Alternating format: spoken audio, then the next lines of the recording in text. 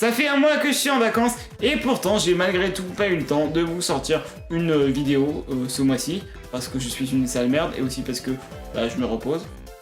Mais promis, du nouveau arrive très bientôt sur la chaîne, je vous ai préparé du lourd.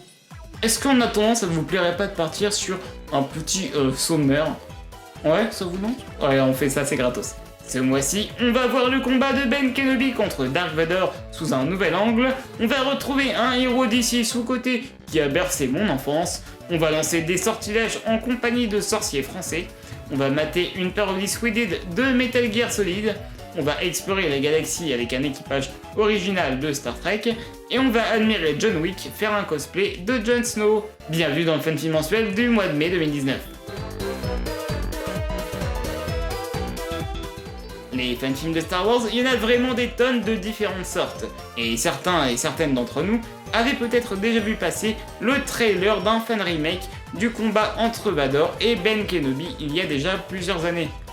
Eh bien, je croyais que c'était un projet qui n'allait jamais vraiment se montrer, mais FX Eating Post a enfin sorti la scène entièrement remasterisée du combat entre le maître Jedi et son ancien apprenti, remis au goût du jour. Honnêtement, les effets spéciaux sont super impressionnants pour un projet purement amateur, et c'est sans aucun doute l'un des combats de sabre laser non officiels avec le plus de patates que j'ai vu, et même si la chorégraphie est un peu abusée, on sent vraiment la puissance des coups portés. Est-ce que vous vous rappelez du dessin animé Static Shock? Vous savez, le héros afro-américain qui sort sur de l'électricité et qui a trop la classe? J'adorais ce programme quand j'étais gosse. Et je pense que c'est le cas de David Kirkman, le réalisateur du fan-film Static Shock 2019, qui est mon coup de cœur du mois.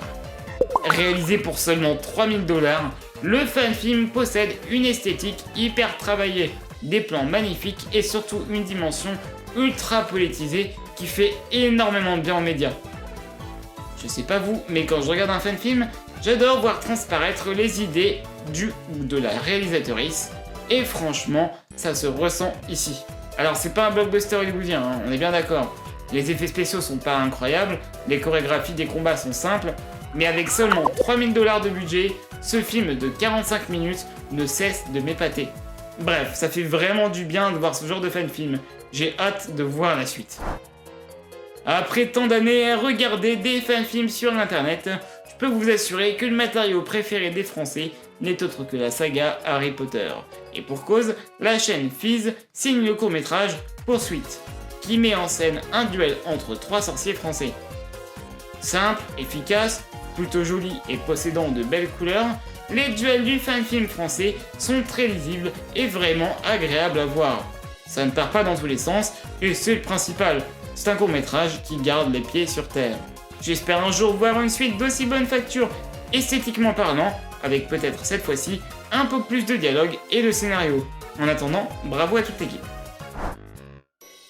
Le premier jeu de PlayStation m'ayant vraiment marqué, et qui a fait le joueur que je suis aujourd'hui, est sans doute Metal Gear Solid, le célèbre jeu d'infiltration de Hideo Kojima. Du coup, quand le doux JTR m'a fait découvrir la nouvelle vidéo de Mega64, vous vous doutez bien que j'ai grave kiffé ma race.